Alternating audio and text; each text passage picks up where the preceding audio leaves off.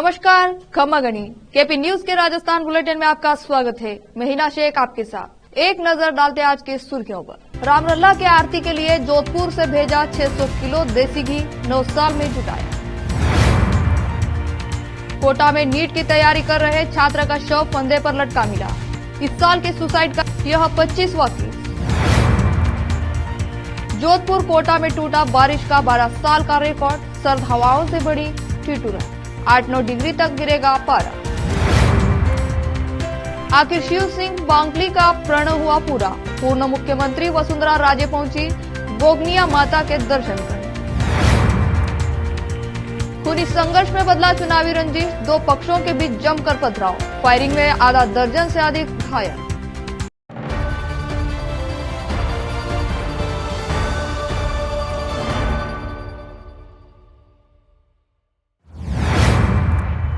अब समाचार विस्तार से। अयोध्या में जनवरी 2024 में राम मंदिर की प्राण प्रतिष्ठा का भव्य आयोजन किया जाएगा।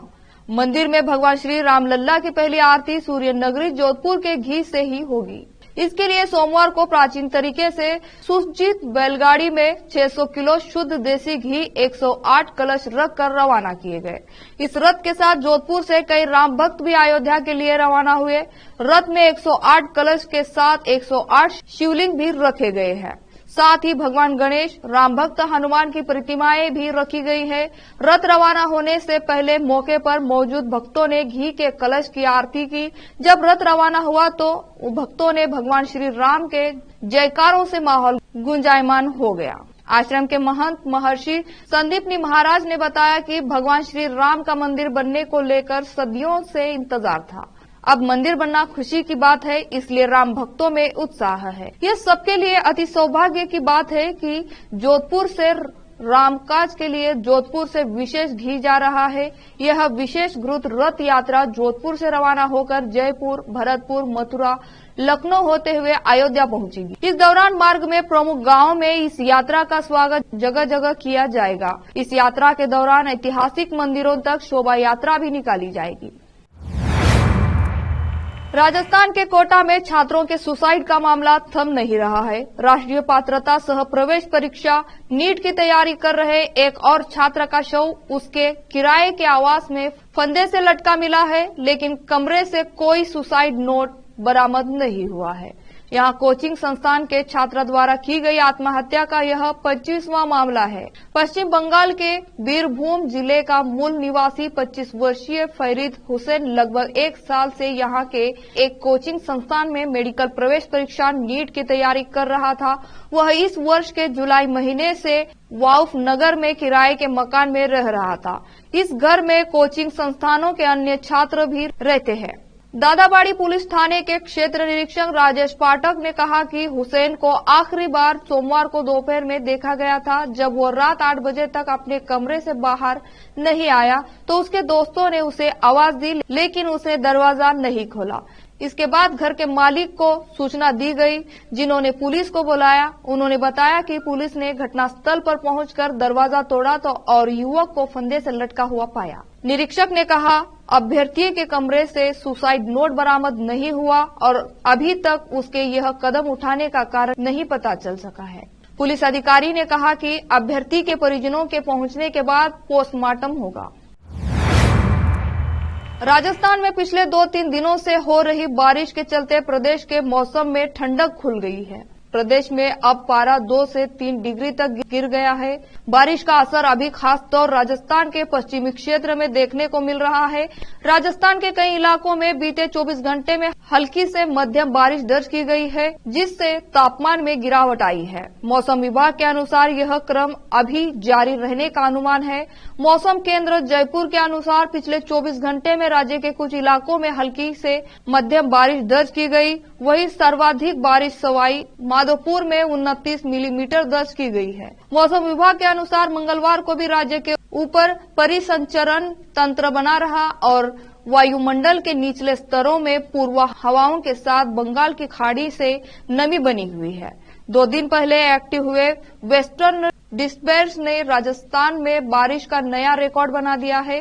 जोधपुर में पिछले 12 साल में इतनी बारिश नवंबर के महीने में नहीं हुई जितनी बीते 2 दिन में हुई है। इसी तरह कोटा में भी यह दूसरा मौका है जब 12 साल में नवंबर की इतनी बारिश हुई हो। चित्तौड़ जिले के बेगू विधानसभा में स्थित जोगनिया माता मंदिर ख्याति प्राप्त मंदिर है। अरवाली की पहाड़ियों में स्थित ये मंदिर जो कि हजारों वर्ष पुराना मंदिर है, जहां दूर दूर से भक्त दर्शनार्थ हेतु आते और अपनी मनोकामनाएं पाते हैं।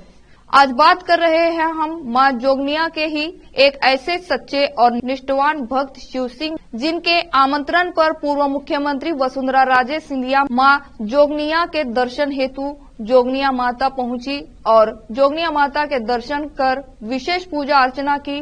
पूर्व मुख्यमंत्री वसुंधरा राजे के अचानक जोगनिया माता दर्शन करने के दौरे की सूचना से हर कोई स्तब्ध रह गया। यह एक प्रकार से उनका व्यक्तिगत दौरा माना जा रहा था, जिसकी बहुत कम लोगों को सूचना थी।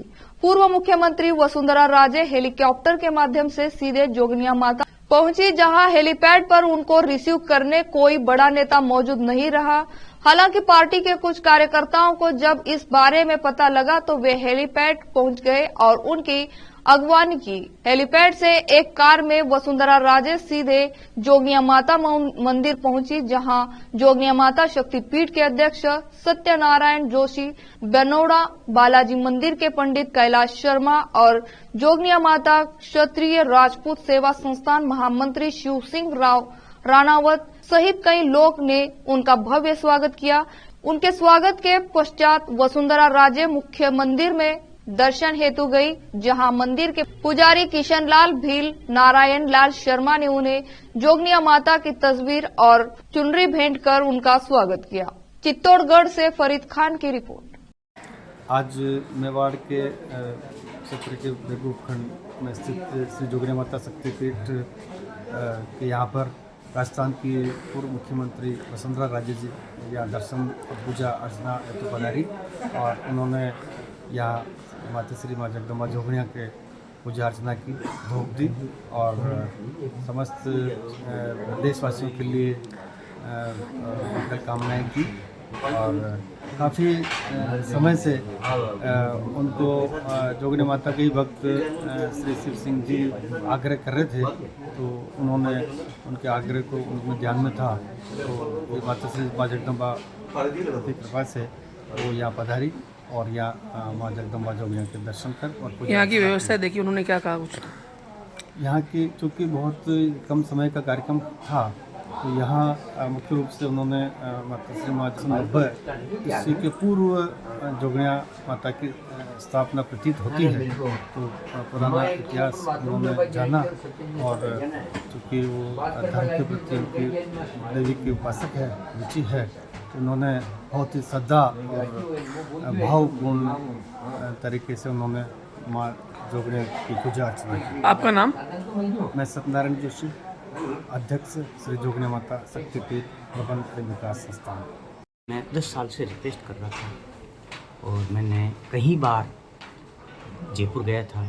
महेंद्र जी भारद्वाज, कमठान जी, गायत्री राठौड़ और दिनेश जी जेम साहब सभी को मैंने आग्रह किया।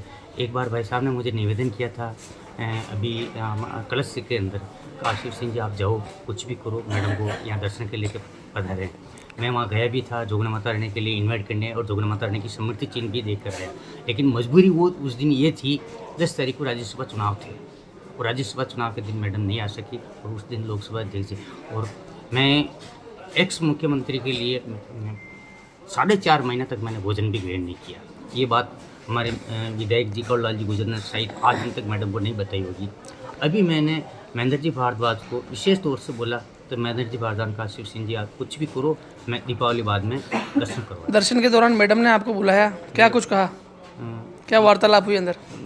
तीसरी बार की मैंने अग्रिम हार्दिक राजस्थान विधानसभा चुनाव के बाद चुनावी हिंसा की खबरें लगातार सुर्खियां बन रही हैं। राजस्थान के बाड़ी विधानसभा क्षेत्र में मतदान के दिन ही हिंसा की खबरें आई थी। मतदान के दिन कंचनपुर थाना क्षेत्र के पंजीरपुरा गांव में 2 पक्षों में हुआ चुनावी रंजिश देखते ही देखते सोमवार को खूनी संघर्ष में बदल गया।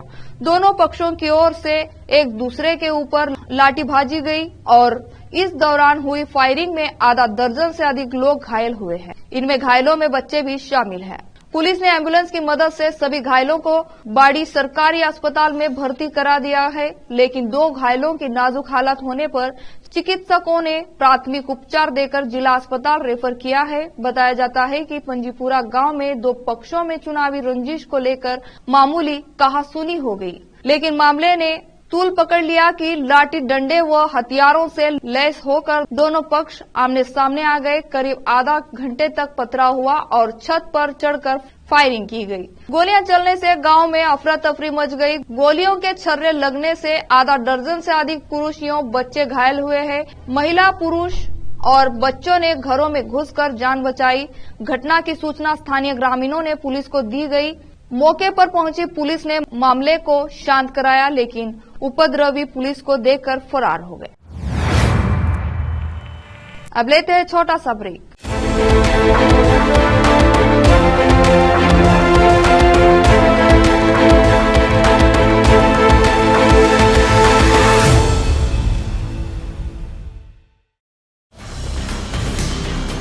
हिंदुस्तान के हर कोने में हम हैं मौजूद। 24 घंटे हालात पर गहरी नजर, खबरों से जुड़े चुपते सवालात और आपको दिखाता है धार्मिक, सामाजिक, राजनीतिक, लोकल और इंटरनेशनल न्यूज की सबसे बेहतर कवरेज, जो आपको रखती है हर पल बाखबर। देश और दुनिया भर की खबर के लिए देखते रहें केपी न्यूज 24/7।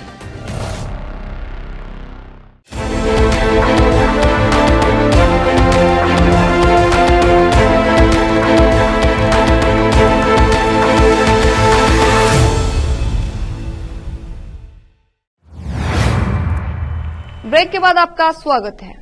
बॉलीवुड अभिनेता राजपाल यादव सोमवार को राजसमंद पहुंचे। अपनी कॉमेडी टाइमिंग के मशहूर अभिनेता राजपाल यादव प्रसिद्ध पुष्टि मार्ग की प्रधान पीठ श्रीनाथ जी मंदिर का दर्शन करने पहुंचे। श्रीनाथ जी सरकार के दरबार पहुंचकर राजपाल यादव ने माथा टेका। इस दौरान राजपाल यादव बिल्कुल श्री कृष्ण की रंग में रंगे दिखाई दिए। कलाकार राजपाल यादव ने प्रभु श्रीनाथ जी की राजभोग झांकी के दर्शन किया और श्री कृष्ण भंडार के अधिकारी सुधाकर शास्त्री ने उन्हें चुनरी ओढ़ाई और परंपरानुसार पान बीड़ा भेंट किया। राजपाल यादव जब श्रीनाथ जी सरकार के दरबार में पहुंचे तो उन्हें देखकर मंदिर में उनके फैंस की भीड़ उमड़ आई। फैंस ने उनके साथ सेल्फी ली। राजस्थान के राजसमंद जिले में प्रभु श्रीनाथ जी एक तीर्थ स्थल होने के कारण यहां हमेशा श्रद्धालुओं का रेला लगा रहता है।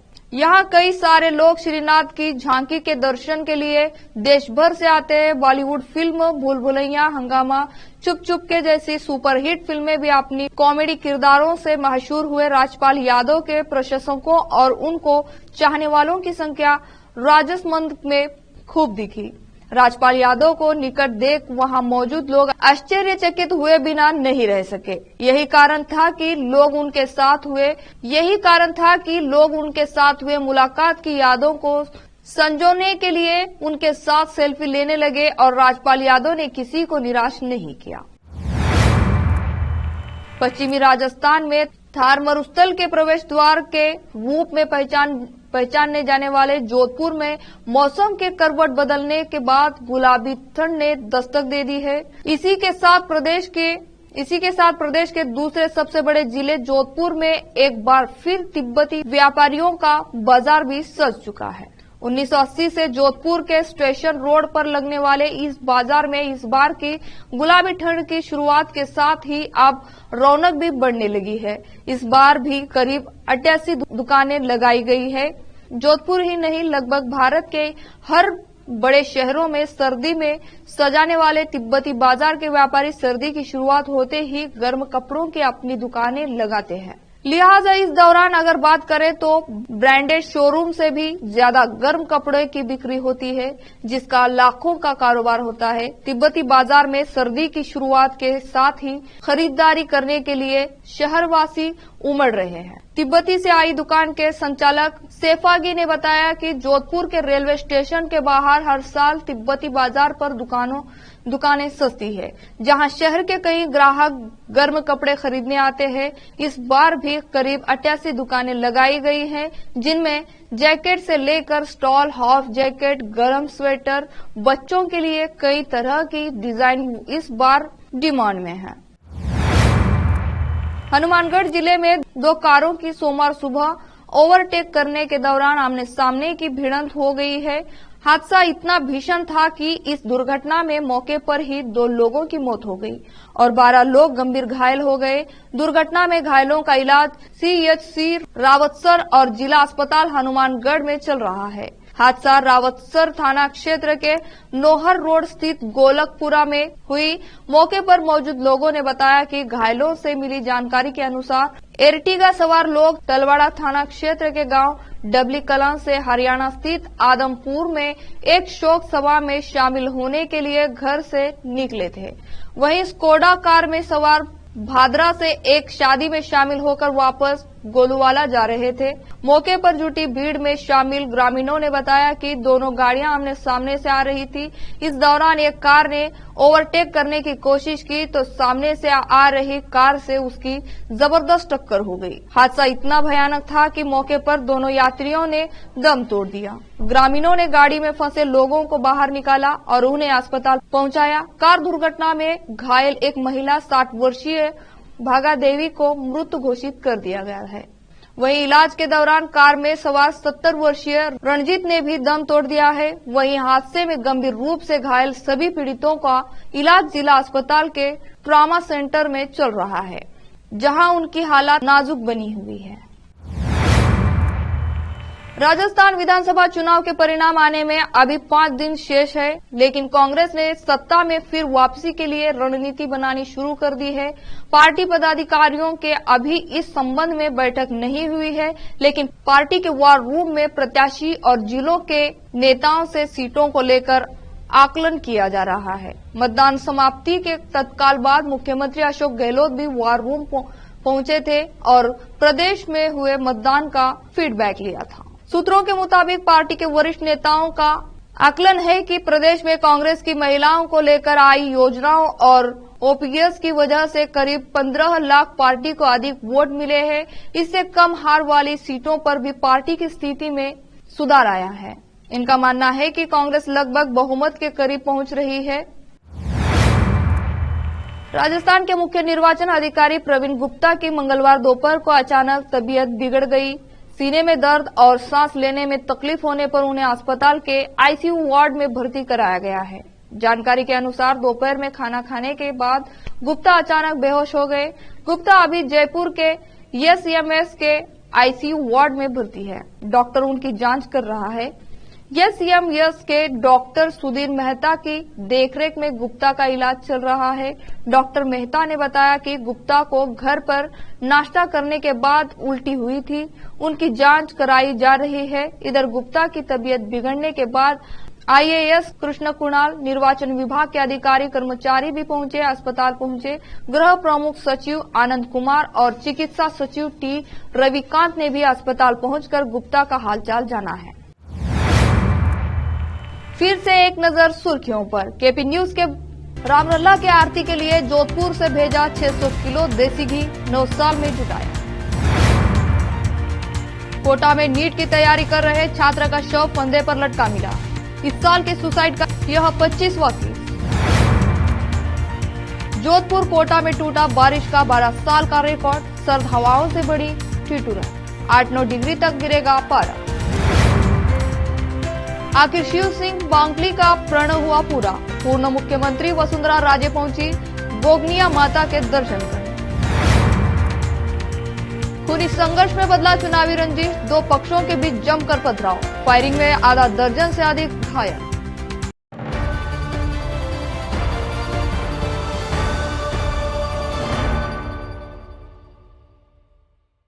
केपी न्यूज के राजस्थान बुलेटिन में आज इतना ही। देश और प्रदेश के समाचारों के लिए देखते रहिए केपी न्यूज 24/7। धन्यवाद।